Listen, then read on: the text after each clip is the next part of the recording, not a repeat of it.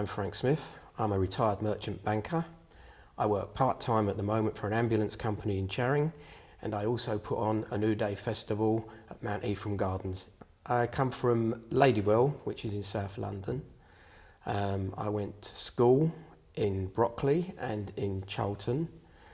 The very first job I had when I was a young 15-year-old was in a butcher's in Ladywell, and I think I lasted a year. From that, I went on to work in the banking sector since 1980s. I only went there really because you could get a cheap mortgage. In my family, I have 4 brothers and 1 sister who all loved music, all yet spent their pocket money on records. And I used to listen to their records, which gave me my love of music. From a very early age of I was about 14, I went to my very first gig, which was to see T-Rex at Croydon. And from then on, I discovered prog-rock, which is somewhat different. And I then started following a band called Jethro Tull when I was 15. First time I saw them was at Wembley, and it was the first time I'd seen a real big rock show, and I was blown away by it. And I've followed that band ever since. It's been a whole part of my life. It's why a New Day festival and a New Day records and a New Day magazine is called A New Day. It's because of a Jethro Tull song, so the whole thing revolves around the band Jethro Tull, which since the age of 15 I've been going to see all through Europe, all around Britain. Every tour I've been to see them. I feel that I'm very lucky actually, because I saw that band at their peak, at their best. And I got to see them in different environments as well. Like in Germany, they played lots of castles. We're always a visual band, but when you see a castle all lit up and a stage outside, that's really, really great. Some of the best gigs I've ever seen have been in Germany. Some of the best festivals and some of the worst festivals have been in Germany. As a banker, I could afford to go around Europe watching bands play. Yeah. My best friend of many, many years started a fanzine called A New Day. And that's how it all started, with his fanzine, which was basically about Jethro Tull, which gave you information you couldn't get anywhere else. You couldn't find out any information about the band. And I met Dave at a gig in 1986, and we became best friends for life ever since. And we're now business partners, but we're best friends first, business partners second. And, you know, when I'm not working, we're out doing music. What happened was I got to 50 and I thought, oh, I really should be retiring now. And I had a holiday home in Spain, so I thought I might go and live there for a while. So that's exactly what I did. I retired from banking, went to live in Spain for 3 years, but found I didn't really like it that much. And also it became quite expensive because the recession had hit then.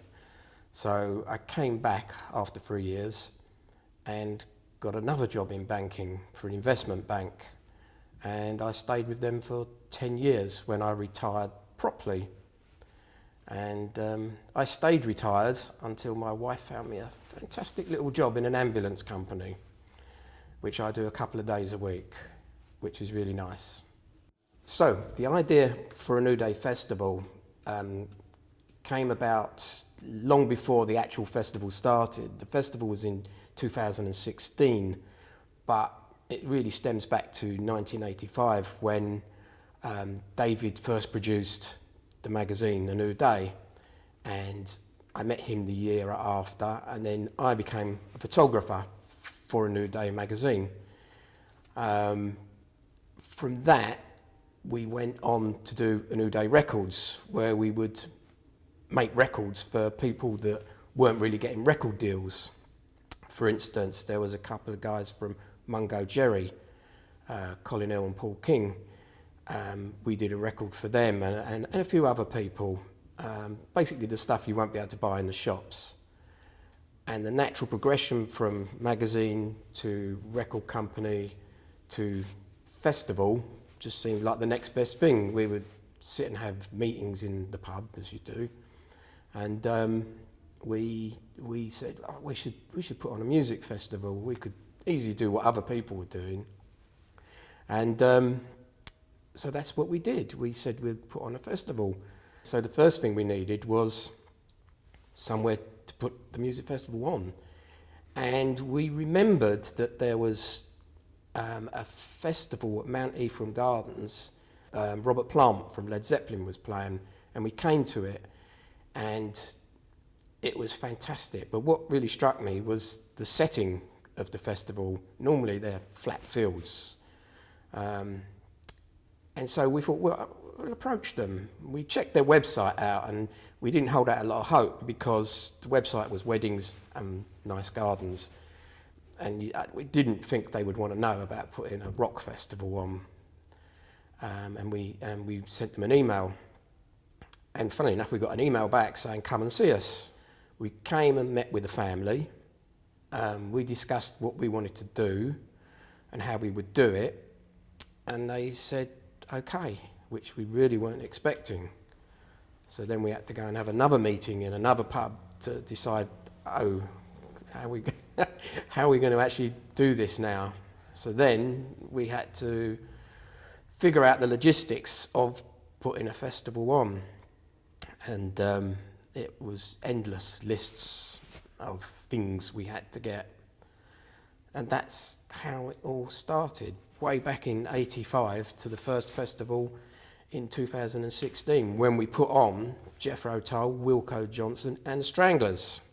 That's not a bad lineup for your first festival, and I think we had about 3,000 people turn up.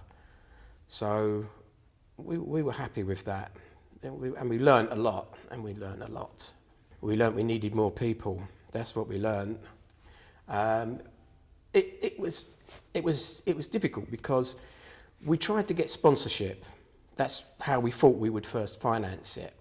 But as we approached people, they wanted to take more control of the festival and put on bands that they wanted to put on, and I think what sealed the death of a sponsor was the fact they were asking for VIP areas. Well, when you look around Mount Ephraim Gardens, the whole garden is a VIP area. You don't need a roped off area.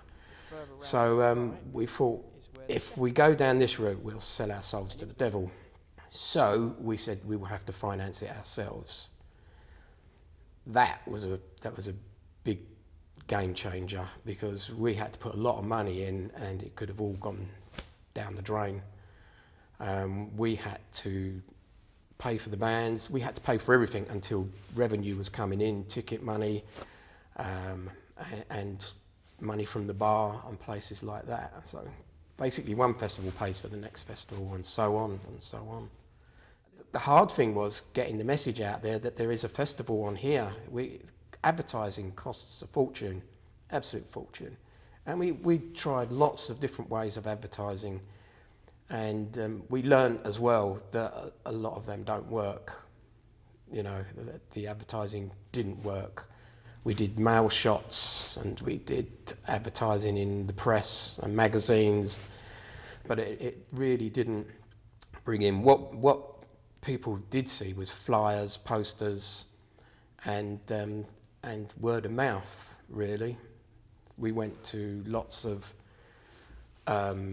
record shops all around Kent and asked them, would they put up a poster, would they be interested in selling tickets? And like, the vast majority were happy to do that. We now have a real loyal band of ticket outlets in mostly record shops and the tourist board as well, so they've helped us out a lot.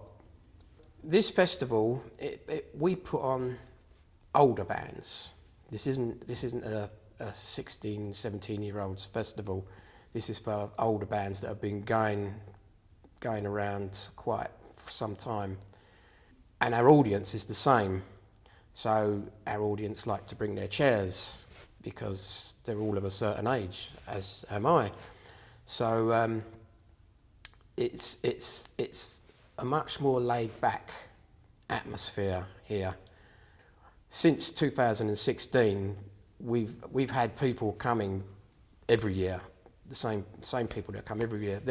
They don't even look and see the bands that are on, because they know we put on a certain type of band. So they know that's for them, that festival, and they book their holidays around it.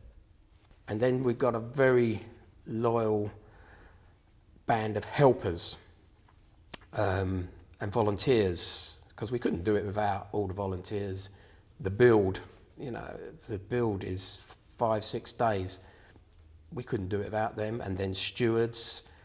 We have the same stewards come back every year, and they're lovely people. They love this sort of music. That's why they come. They love the atmosphere here. And also they love their camaraderie of a band of stewards together.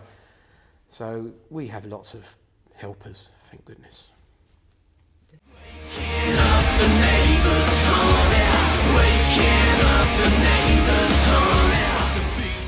The festival takes place in August for 3 days, Friday, Saturday, Sunday, and it's over 2 stages, and when one finishes there's a little gap and then the other one starts.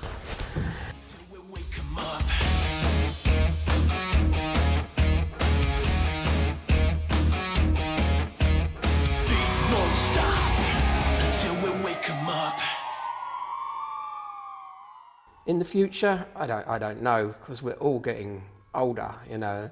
So, I mean, it can't go on forever. Not in this format, it really can't.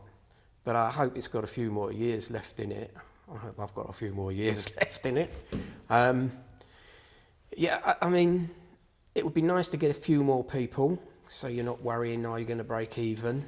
It'd be nice to get a few more people, but you don't want to spoil the atmosphere of it. I wouldn't want it to get too big, because it's like a big family at the moment, and we know so many of the people. I know lots of people when I walk through the crowd to say hello to. So I wouldn't like it to get too big, just a little bit bigger. I get to put on bands that I love, which is nice, and that I would like to go and see. And I get to see a lot of happy people, not just the audience, the people that are working around us, having a great time. When the festival happens, it's like you're in a bit of a bubble, and the outside world doesn't come into this bubble. And for like 2 weeks, I don't know anything that's going on outside. It's just a lovely place to be.